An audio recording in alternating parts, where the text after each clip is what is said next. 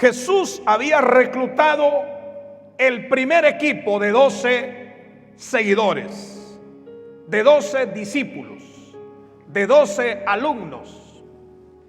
Y ellos iban a ser los líderes generacionales, los líderes multiplicadores, los líderes que iban a esparcir las buenas nuevas del evangelio a más discípulos. Obviamente Jesús tenía más de 12 discípulos, muchos, cientos de discípulos, niños que le seguían, jóvenes que le seguían, mujeres que le seguían, hombres que le seguían, familias enteras, gentiles y judíos y gentiles. En el momento en que Jesús les está hablando del plan de salvación, en el momento en que Jesús está entrenando a los fundadores de esa primera iglesia, a los pilares, a los líderes, a los padres de familia de esa primera iglesia, el entendimiento de ellos estaba cerrado. Estaba cerrado. Estén atentos. El entendimiento de ellos estaba cerrado, porque tenemos que desarrollar la capacidad de comprender, de percibir, de entender, que la luz alumbre nuestro entendimiento para comprender las Escrituras. Aquí el único libro que debemos de entender y comprender es la Escritura. Y Jesús les abrió el entendimiento para que pudieran comprender las Escrituras. Alguien, y yo voy a decir esto, la mayoría de los cristianos, y aquí estamos presentes en este lugar, la mayoría de los cristianos tenemos problemas con estudiar la Biblia. Voy a repetir, la mayoría de nosotros tenemos problemas para estudiar la Biblia. ¿No tienes una Biblia en libro? ¿La compra online o la compra en una librería cristiana o una Biblia Reina Valera? La Biblia en español, que es la que más la comunidad en castellano o hispanohablante usamos en las Américas. O en su teléfono, si me lo permite, te digo dónde tienes la Biblia. Ahora nos damos el lujo de tener ese sagrado libro que tanto costó la vida de gente desde su creación y desde su formación como un libro como tal, que está ahora hecho a todos los lenguajes e idiomas de la tierra, de tal forma de que tengamos aún en nuestro smartphone la Biblia adecuada, y la podemos tener en varias versiones, en varios idiomas. Y si no tenemos un libro como tal, lo leemos digitalmente.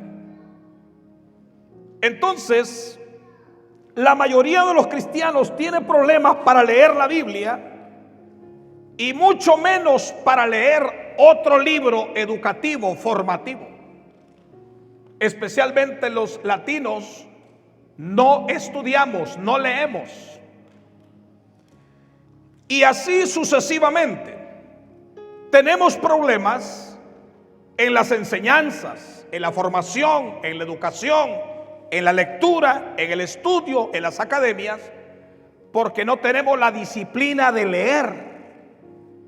En la academia estamos usando el método de enseñanza de lectura. Vamos leyendo. Las citas bíblicas ya están puestas en la lección para que las repitamos en altavoz y vayamos leyendo, para que nos habituemos a leer y aprendamos a leer en altavoz y a retener lo que estamos leyendo. Si usted no cree lo que está leyendo, si usted no estudia la verdad bíblica, la fe suya no va a crecer.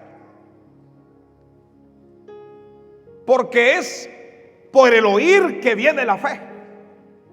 El oír implica leer, comprender, repetir, memorizar, subrayar y escuchar atentamente a los mentores que nos están enseñando la Escritura, si es posible con una libreta o con un marcador subrayando. muchos de los que vimos a nuestros padres, yo vi a mis padres tener varias Biblias y varios libros. Y aunque ellos no pasaron toda la escuela, eran lectores y eran escribientes. Y de manera sencilla y casera, ellos leían la escritura y nosotros nos criamos viendo a nuestros padres leyendo. Así que nosotros vamos a leer la escritura. Vimos a nuestros padres leernos la Biblia o explicarnos la escritura. Esas cosas las aprendimos en la casa, no en la iglesia. En la casa aprendimos a usar la Biblia, a leerla, a escuchar sus explicaciones, el altar familiar, a estudiarla, a subrayarla. Y yo recuerdo, yo tengo la Biblia, que yo usé, mi primera Biblia de estudiante. Está todita la Biblia, esa antigua Biblia, vieja Biblia, rayada y manchada. Así que el entendimiento fue abierto en el corazón de aquellos que ya seguían y creían en Jesús, pero la capacidad de comprender, la iluminación, la comprensión de entender la comprensión de esa iluminación de Dios, del llamado, de la gran comisión, del propósito en sus vidas, no lo comprendían. Mateo 24, verso 45. Pero viene Jesús y le dice, y les abrió el entendimiento para que pudieran comprender las escrituras. Hay personas que saben de novelas, pero no saben de la Biblia. Saben de fútbol y de equipos de fútbol, pero no saben de la Biblia. Saben de los mejores chismes, los mejores chistes, las mejores historias, las mejores series y historietas y leyendas, no saben de la Biblia. Hay personas que se la pasan recordando solo el pasado y dolidos y llorando el pasado en vez de estar aprendiendo las escrituras. Hay personas que no saben cómo desarrollar la lectura, el aprendizaje, porque no se han sentado a aprender la verdad bíblica, la verdad de Dios en su palabra. Cuando usted estudia las escrituras, está conociendo a Dios. Todos los días conocemos a Dios. Usted está aprendiendo para ser mejor mamá, mejor papá, para ser mejor trabajador, mejor inmigrante, para vivir la vida de la mejor manera. Les abrió entonces el entendimiento para que comprendieran las escrituras. Ahora vea el verso 46. Y les dijo, así está escrito y así era necesario. Así está escrito es que Dios mandó que se escribiese y quedara registrada su verdad, su revelación, su dictado. Y era necesario para que fuese la verdad para todos los tiempos. La verdad no la tiene la iglesia. La verdad es Cristo. Y la verdad está revelada en su palabra. Y esa es la verdad de la iglesia. Está escrito. Y así era necesario que Cristo padeciera y resucitara de los muertos el primer día de la semana, o sea, el domingo. Versículo 47. Y que en su nombre se predicara el arrepentimiento. O sea que todo creyente, todo aquel que le fuera siguiendo, todo aquel que fuera siendo su discípulo, en su nombre predicara el arrepentimiento. Nosotros fuimos arrepentidos ahora para predicar el arrepentimiento. Fuimos libres ahora para predicar libertad. Fuimos restaurados ahora para restaurar a otros. Fuimos alcanzados ahora para alcanzar a otros. Fuimos liberados y sanados ahora para liberar y para sanar a otros. Se nos enseña para que nosotros le enseñemos a otros. Se nos instruye, se nos edifica, se nos nutre para que nosotros le enseñemos a otros. ¿Qué pasamos haciendo con nuestros hijos? ¿Qué pasamos haciendo todo el tiempo enfrente de una pantalla? Pero no sabemos de las escrituras, no sabemos de la palabra. Y que en su nombre se predicara el arrepentimiento y el perdón de pecados en todas las naciones. Naciones es etnias, pueblos, familias. comenzando por Jerusalén, que era el epicentro, la capital de Israel, en donde hasta hoy, en donde siempre hay un comienzo, hay un punto de partida, un comienzo. Ese punto de partida puede ser la niña, el niño, a través de los cuales la verdad del evangelio llegue a sus padres. Ese punto de partida puede ser la mamá, la esposa, el esposo, el padre. Ese punto de partida puede ser su casa, que Dios va a usar su casa para que ahí se haga una reunión de alcance y otros sean alcanzados a través de su casa. Ese punto de partida puede ser su propia vida, donde usted se para, donde usted camina, donde usted trabaja, donde usted anda predicando el arrepentimiento y el perdón de pecados, comenzando desde Jerusalén. Jerusalén quiere decir desde su familia, desde su casa. No nos manda Dios a predicar allá en las Filipinas, nos manda a comenzar a discipular en mi propia casa. Me manda Dios a evangelizar en mi propia familia. Me manda Dios a evangelizar en mi propio territorio más cercano. Me manda Dios a evangelizar a nuestra propia gente hispanohablante. Nos manda Dios, y si sabe los idiomas es para que llegue a la gente que habla otro idioma. Nos manda Dios a discipularlos, a hablarles del arrepentimiento. Ahora vea el versículo 48, Lucas 24, 48. De esto ustedes son testigos. Testigos es la persona que ha venido palpando, viendo, conociendo de cerca el proceso, las experiencias. Alguien que no es testigo ignora de qué se trata, por qué lo amo, por qué lo sigo, cuál es el costo. No sabe porque no es testigo. Pero una persona que es testigo sabe lo que cuesta, sabe la renuncia, sabe el sacrificio, sabe los milagros, sabe el favor, sabe el aprendizaje, sabe el discipulado. Ustedes son testigos. Verso 49. Yo voy a enviar sobre ustedes la promesa de mi Padre, pero ustedes quédense en la ciudad de Jerusalén hasta que desde lo alto sean investidos de poder. Jesús estaba preparándose después de la resurrección. Tuvo 50 días nada más después de resucitar un domingo. Jesús tuvo ese tiempo para dejar las ordenanzas, dejar todo ordenado, todo alineado, las últimas instrucciones, repasar, aparecerse a todos y preparar su ascensión al cielo. 10 días antes de su días antes o horas antes, más bien dicho, del Pentecostés, Jesús fue ascendido al cielo, al regreso a su Padre, y se cumple la promesa. La promesa era que cuando Jesús regresara al Padre, el Espíritu Santo ahora iba a descender sobre la primera iglesia, sobre los primeros discípulos, sobre los primeros cristianos, y que se reunieran en el aposento alto para que desde ese momento quedara inaugurada la evangelización oficialmente. Para que desde ese momento queda inaugurado el discipulado oficialmente. Para que desde ese momento el nacimiento genuino se hiciese evidente en todos sus discípulos.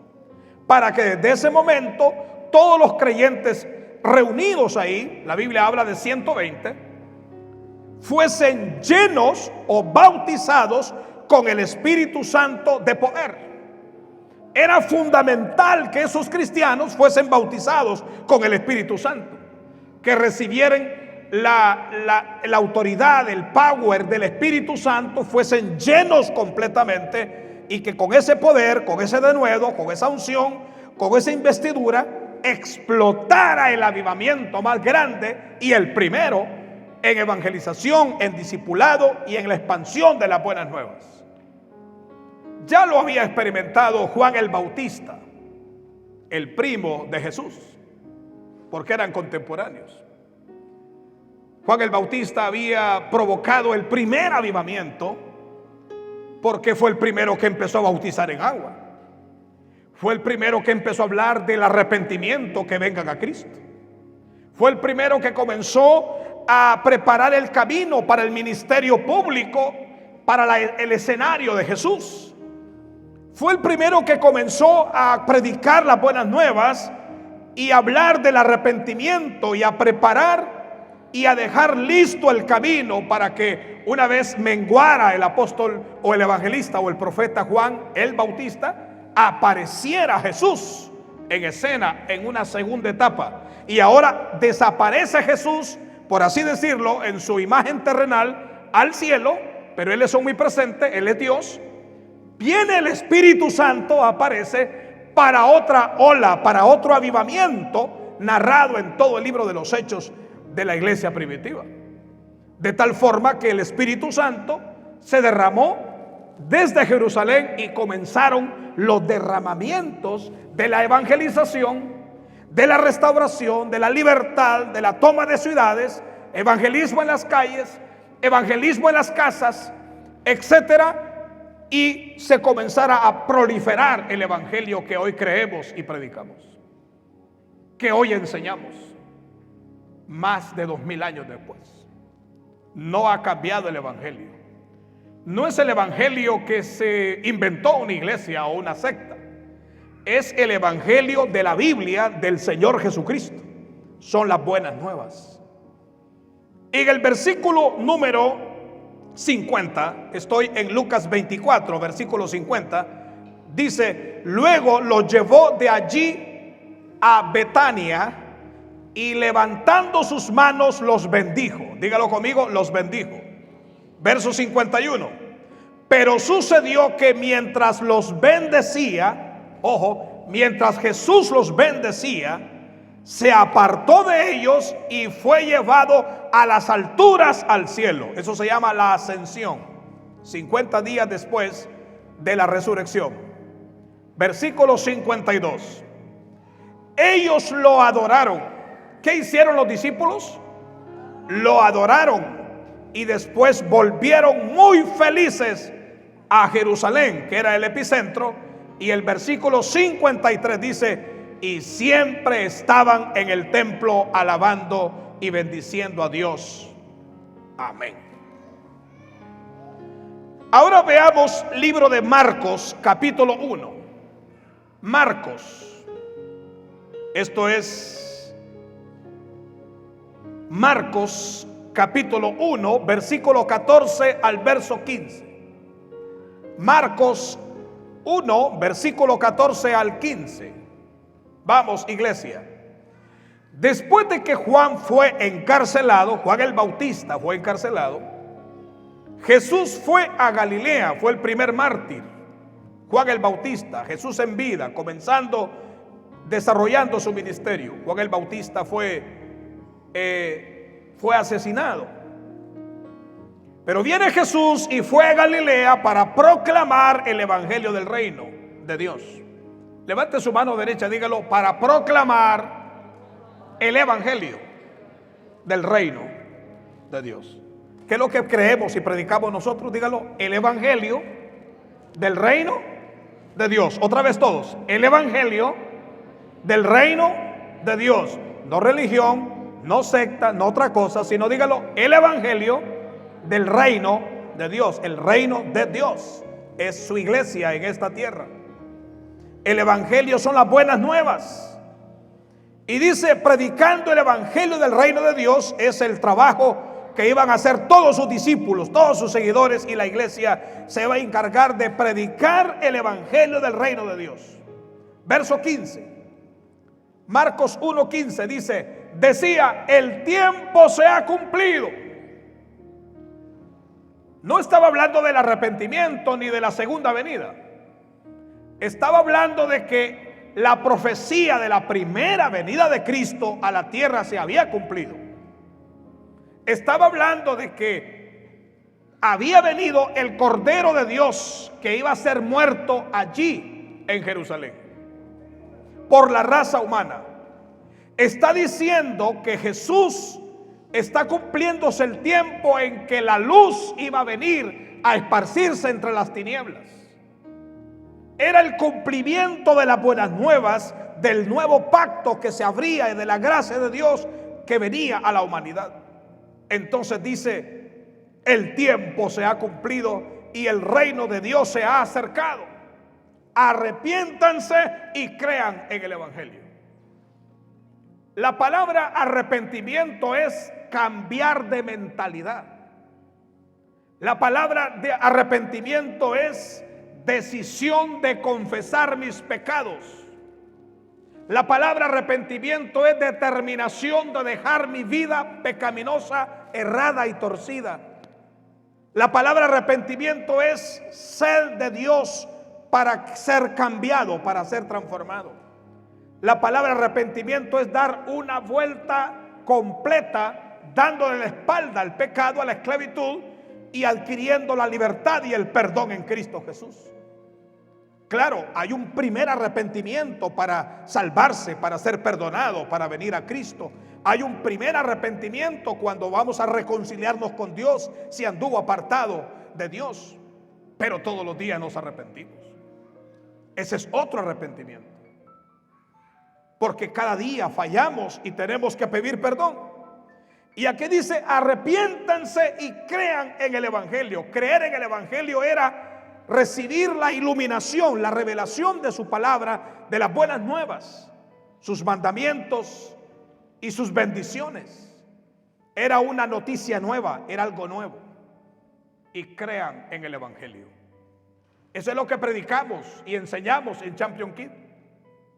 Eso es lo que predicamos y enseñamos en las altares familiares. Los lunes llega la lección en español y otra versión en inglés, como un alimento a los padres, para que los padres las manden a los teléfonos de su familia, reúnan media hora a toda su familia en un momento, un día específico, y oren juntos, construyan relaciones familiares y puedan estudiar esa lección. Es el cumplimiento de un padre y de una madre cumpliendo sacerdocio en su hogar.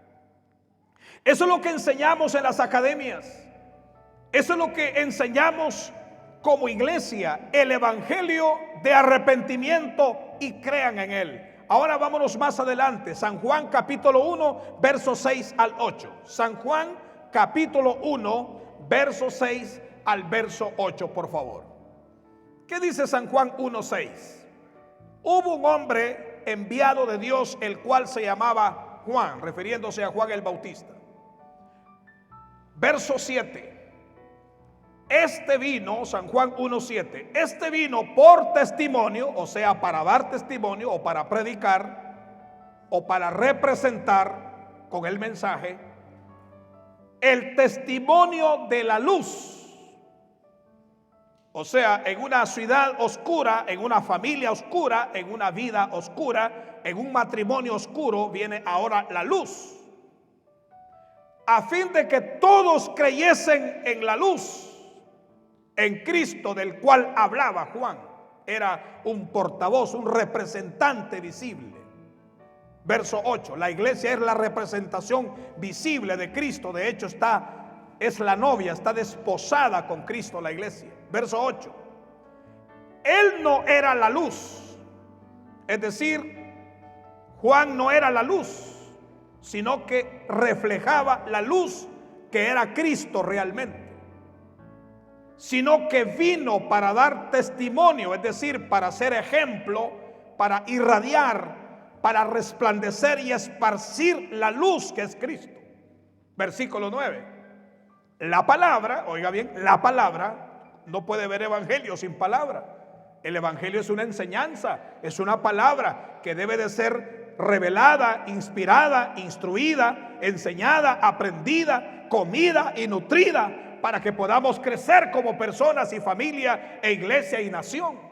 La palabra, verso 9, la palabra, verso 9, la luz verdadera, la que alumbra a toda la humanidad, venía a este mundo.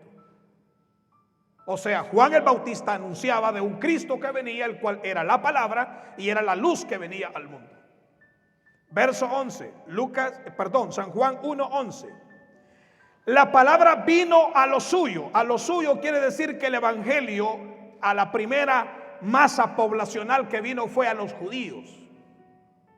La palabra vino a lo suyo, a los habitantes de Israel. Pero los habitantes de Israel no le recibieron. Atentos, por obra de Dios, estos habitantes de Israel se volvieron duros, rebeldes, reacios, y le dieron la espalda a Jesús. Pero era para que un pueblo que no era judío, nosotros, se nos abriera un camino ancho. En el versículo 2 dice, San Juan 1, verso 12.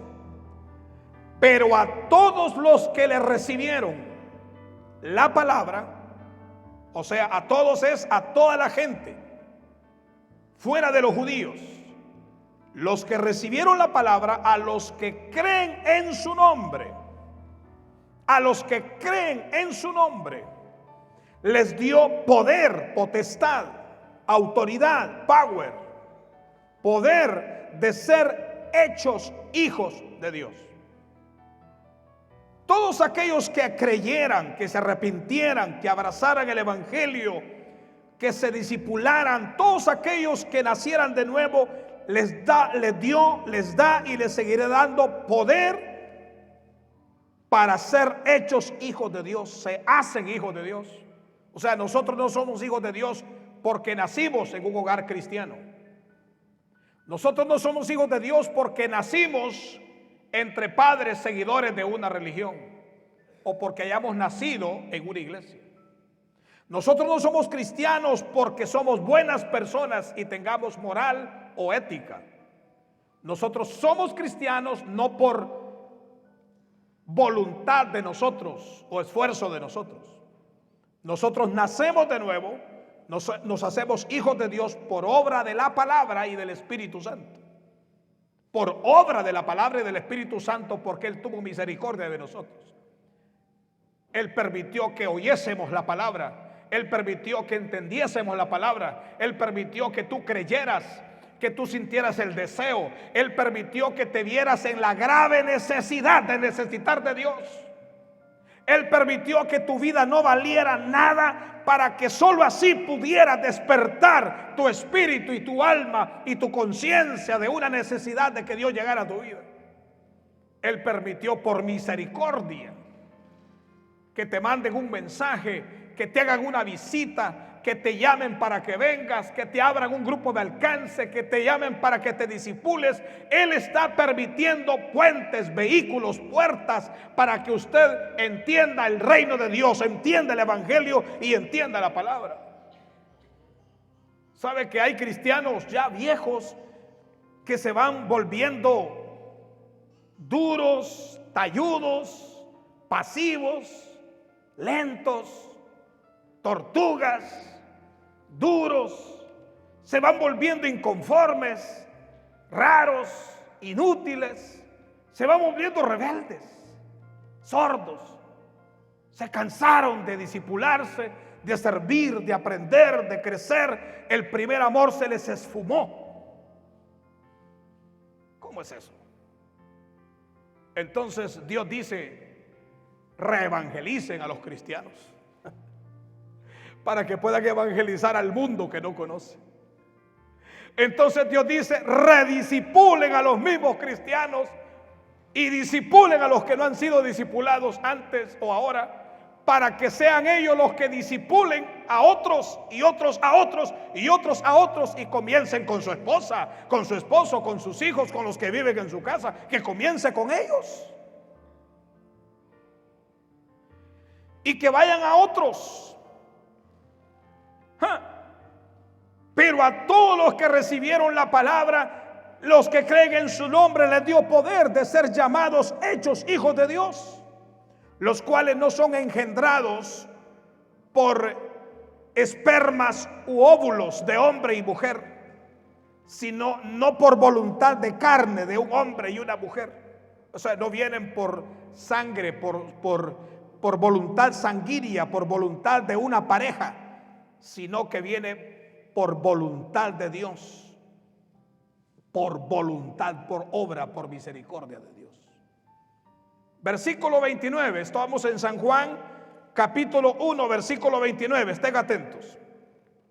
El siguiente día Juan vio que Jesús venía hacia él y dijo, Juan vio que Jesús venía hacia él y dijo, Este es el Cordero de Dios. Está hablando de Juan el Bautista, que era el predicador en los llanos y en los desiertos de Israel. Este es el Cordero de Dios. El Cordero era para ilustrar que iba a ser sacrificado en el último holocausto, en el monte Calvario. Y Juan el Bautista dice: este es el Cordero que quita el pecado del mundo. Versículo 33. Yo no lo conocía, dice. Está hablando Juan el Bautista.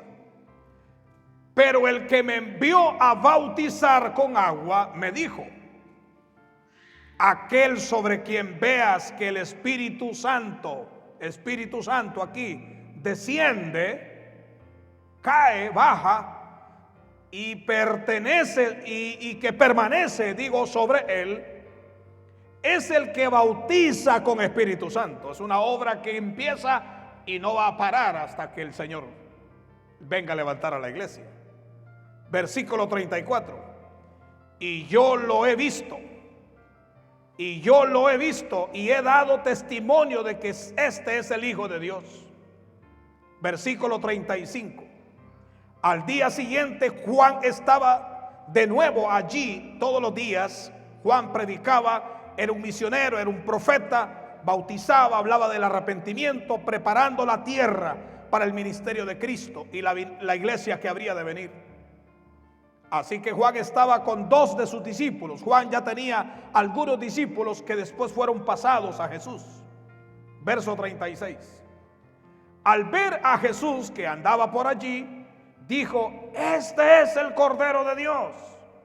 Cada día lo presentaba y hablaba de él como el Cordero de Dios. Verso 37. Los 2 discípulos lo oyeron hablar. Estos discípulos de Juan oyeron hablar de Jesús por boca de Juan. Nadie va a escuchar el evangelio si no es por boca suya. Si usted y yo no testificamos, no hablamos, no anunciamos, no van a escuchar el evangelio. Así que los 2 discípulos lo oyeron hablar y siguieron a Jesús. Verso 38. Jesús se volvió y al ver que lo seguían, les dijo. Los discípulos de Juan ahora estaban siguiendo a Jesús. Juan iba a menguar, a mermar su trabajo para que Jesús emergiera. Entonces le dice Jesús a los discípulos que le seguían: ¿qué buscan? ¿Qué buscan? Ellos le dijeron: Rabí, que es maestro, ¿dónde vives? O sea, ¿dónde podemos estar o reunirnos? ¿Dónde estás? ¿Dónde es tu sede? ¿Dónde es tu oficina? Verso 39, les dijo: vengan y vean. Y ellos fueron y vieron donde vivía y se quedaron con él aquel día, porque era como las 4 de la tarde. Versículo 40. Andrés era un discípulo de Juan el Bautista y fue el primer discípulo con Jesús. Andrés era hermano de papá y mamá de Simón Pedro. Era uno de los que habían oído a Juan y habían seguido a Jesús. ¿De dónde conoció Andrés acerca de Jesús? Lo conoció por medio de Juan el Bautista. Y ahora Juan le está hablando a su hermano Simón. Ambos eran pescadores. Versículo 41. Este halló primero a Simón su hermano y le dijo, Andrés le dice a su hermano: hemos hallado al Mesías, está hablando en plural. Hemos hallado al Mesías, que traducido es Cristo. Cristo significa Mesías, Redentor. Verso 42. Entonces lo llevó a Jesús. Es decir, Andrés llevó a Pedro su hermano a Jesús, quien al verlo Jesús le dijo: tú eres Simón, el hijo de Jonás, tú serás llamado Cefas. Le cambió el nombre instantáneamente, de Simón a Cefas, que quiere decir Peter. ¿Qué quiere decir Pedro? Verso 43. Al día siguiente Jesús quiso ir a Galilea y halló a Felipe. Jesús quiso ir y halló a Felipe y le dijo: sígueme. La palabra de Jesús era: sígueme. Verso 44. Felipe era de Betsaida, la ciudad de Andrés y Pedro. Mire por dónde van las cosas. Verso 45. Y Felipe halló a Natanael. Jesús halló a Felipe y Felipe halló a Natanael, que era Bartolomé. Y Felipe halló a Natanael y le dijo: hemos hallado a aquel de quien escribió Moisés en la ley. Él está hablando, Felipe, a Natanael. Hemos hallado de quien desde niño nos han hablado del Antiguo Testamento, las historias de Israel y de Moisés y de la ley, porque eran desde niños, aprendían las escrituras. Y también los profetas, a Jesús, el hijo de José de Nazaret. Versículo 46, Natanael le dijo. ¿Cómo responde Natanael al mensaje de Felipe? ¿Y de Nazaret puede salir algo bueno? Porque Nazaret era un pueblo populacho, era un pueblo no muy importante.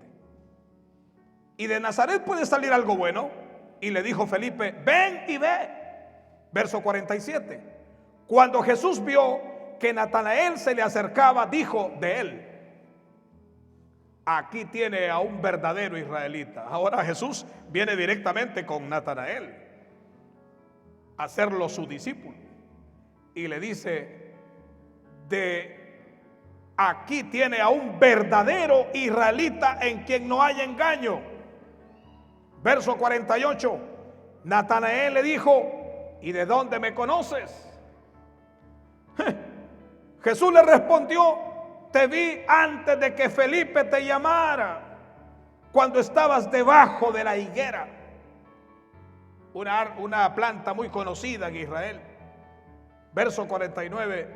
Natanael le dijo: Rabí, o sea, maestro, tú eres el Hijo de Dios, tú eres el Rey de Israel. Esa palabra sonaba revolucionaria en Israel, porque quien esperaban era un monarca que viniese a liberarlos del imperio romano que los dominaba en ese tiempo. Pero el rey que aparecía era Jesucristo, muy distinto a lo que ellos imaginaban. Sin embargo, Natanael tuvo la revelación de su reino y dijo: un verdadero, eres el Hijo de Dios, tú eres el Rey de Israel.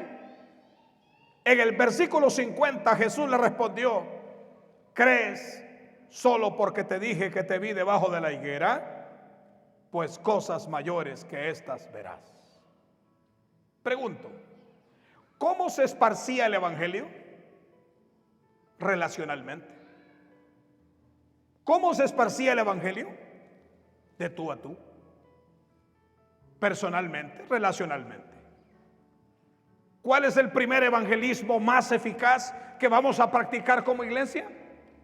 El evangelismo relacional. El evangelismo personal. El evangelismo en la familia. El evangelismo en los conocidos, en las amistades, con las personas que semana a semana los tratamos laboralmente, familiarmente, amistosamente, vecindariamente, de la forma que sea, es la gente que más constantemente estamos viendo. Entonces, ese se llama el evangelismo relacional. El evangelismo personal nos permite conocer más personas, porque nosotros no nos avergonzamos del evangelio, andamos hablando de Cristo, invitando a la gente. Ahora, el otro evangelismo que vamos a practicar es el evangelismo en las casas, evangelismo domiciliario. Van a ir los grupos de alcance, grupos de niños, de jóvenes, de hermanas y hermanos, todos nosotros, periódicamente a tocar puertas, a los parqueaderos, a los apartamentos, a las casas, a las residencias, con un flyer en la mano, listo para orar por la persona, a invitarlo al grupo de alcance más cercano, a invitarlo al grupo de alcance más cercano, a abrir ese campo, abrir esa puerta, abrir esa brecha, a invitarlo a la cruzada del domingo o al evento o a milicia del día miércoles, orar por él, darle la palabra, darle el mensaje en su propio idioma, personas como ellos. Tercero, el otro evangelismo que vamos a practicar es evangelismo en las calles. El evangelismo en las calles es que vamos a tomar semáforos, las intersecciones de los semáforos o de las luces, con speaker, con pancartas, con camisetas, con cantos, en los negocios circunvecinos, en los shopping, en las esquinas, en las aceras, en los parqueaderos, y allí en los intersección de los vehículos vamos a ir evangelizando, bajando cristales en los carros y dándoles la palabra. Usted se está 2 horas en ese semáforo o en esas esquinas, 4 esquinas, usted ve de todo ahí que pasa. Usted ve de todo en los vehículos. Van borrachos, van drogados, va de todo.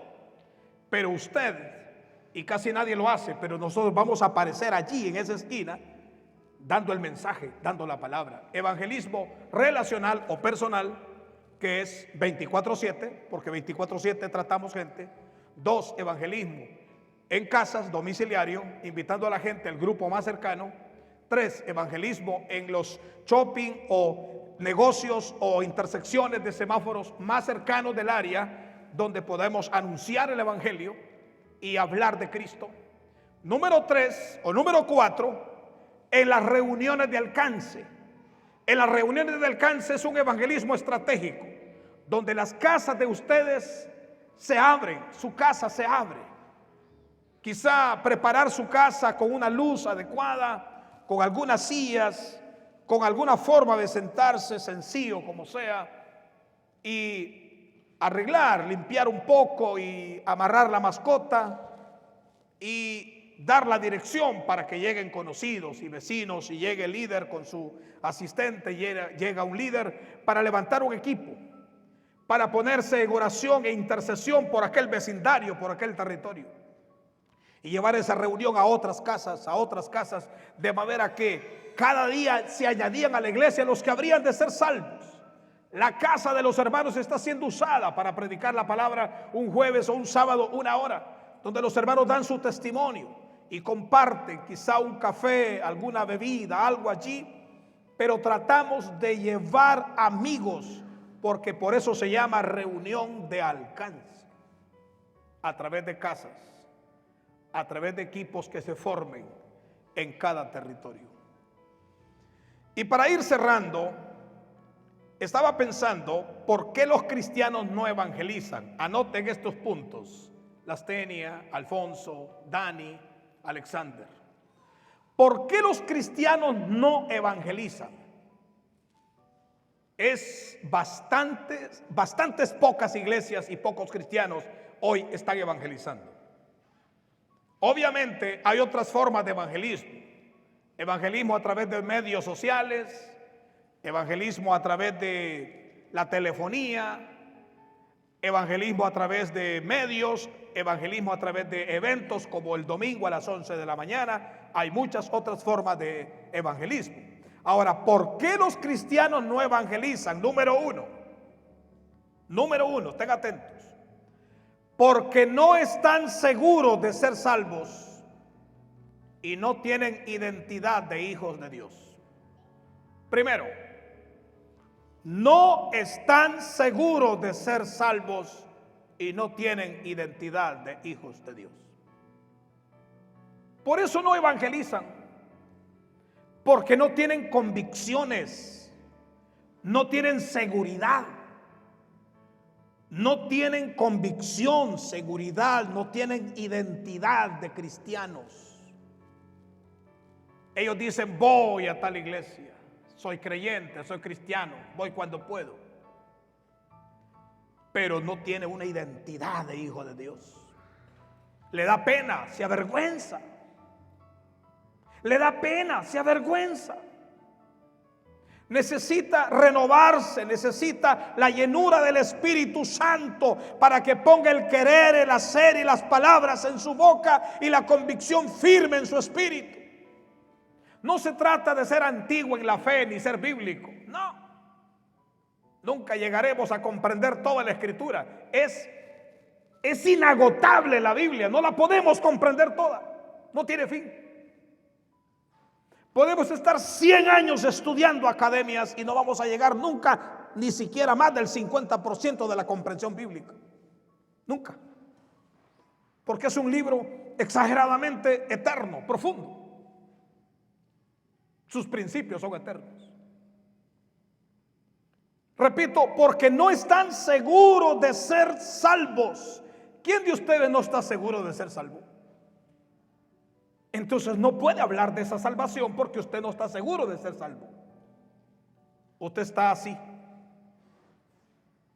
aguadón, indeciso. ¿Soy de qué? Soy de aquí. Usted no tiene identidad.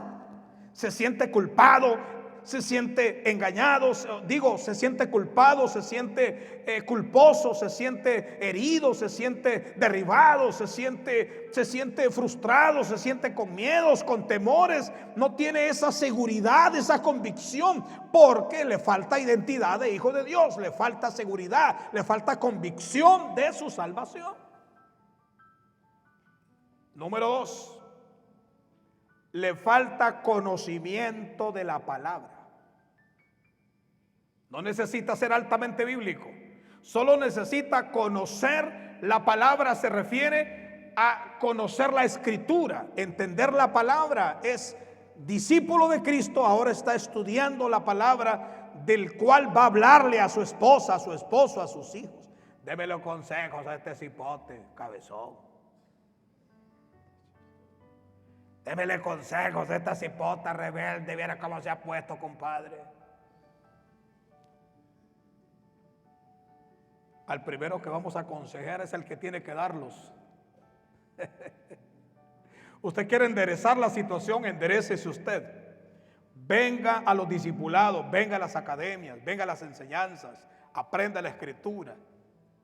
Y ahí va a ser un buen inmigrante, un buen empresario, un buen trabajador, un buen administrador, porque la palabra lo va a transformar. Un buen líder, se va a desarrollar su potencial. Falta conocimiento de la palabra, y la palabra la anda ahí en el bolsillo. La Biblia la anda en el bolsillo. Número 3. No han sido llenos del Espíritu Santo. No han sido llenos del Espíritu Santo. Así que los cristianos que ya día somos cristianos tenemos que renovarnos y reavivarnos. Y los que son ligeramente nuevos o más nuevos, entonces nos vamos a renovar siempre. Pero la renovación va a ser para todos y el avivamiento viene para todos. Número 3, no han sido llenos del Espíritu Santo. Número 4, ¿por qué los cristianos no evangelizan? Número 3 dije, no han sido llenos del Espíritu Santo. Ahora la número 4, número 4. Falta de una visión en el lugar donde están congregados. Falta de una visión en el lugar donde están congregados. En el lugar donde se congregan no tienen un plan, no tienen una estrategia, no tienen una visión, no tienen una identidad, no tienen un norte, una ruta, no tienen un proceso trazado, no tienen los pasos a seguir. No hay una visión clara. En el lugar donde se congregan solo están haciendo cultos, cantando coritos y escuchando sermones.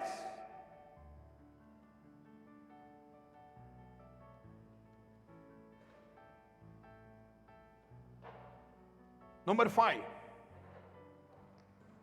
Número 5. Son cristianos adormecidos, detenidos por los problemas, y les pasó el primer amor. Mire Lastenia, mire Alex. Número 5. Son cristianos adormecidos. ¿Cuántos cristianos están adormecidos, están anestesiados?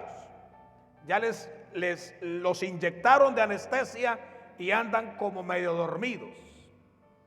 No ha despertado la oración en sus vidas. No ha despertado la intercesión en sus vidas. No ha despertado la guerra espiritual en sus vidas. No ha despertado la sanidad interior. Necesitan sanidad interior. Necesitan liberación de sus áreas como personas. Están adormecidos, están aburridos de la Biblia, aburridos de congregarse. Están adormecidos porque los demonios y las influencias de las tinieblas los han estancado, están detenidos por los problemas. No es que mi mujer, no es que el marido, no es que mi hijo, no es que mi panza, no es que mi cita, no es que mis papeles, no es que allá en mi país, no es que mire mi trabajo, mire la renta, mire aquí. Están adormecidos, detenidos por tantos problemas. Los problemas son para identificarlos y solucionarlos y enfrentarlos, no para renunciar, no para retroceder, no para desanimarnos. En el nombre de Jesús los vamos a resolver los problemas, porque usted tiene actitud de resolverlos. Repito, los cristianos adormecidos, detenidos por problemas. Les dijeron que no podían discipularse, les dijeron que no podían aprender, que eran duros.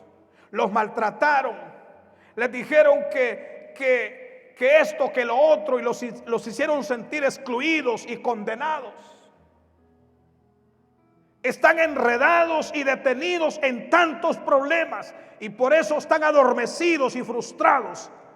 Les pasó el primer amor. Hay un primer amor que al principio todo es una miel, todo es una miel. Pero luego se va bajando y ahora empezó a quemar aceite, a liquear aceite. Ya después se le funde el motor. Número 6. Pereza. Pereza, cristianos perezosos. Falta de compromiso y conformismo. 6. Pereza, falta de compromiso y conformismo.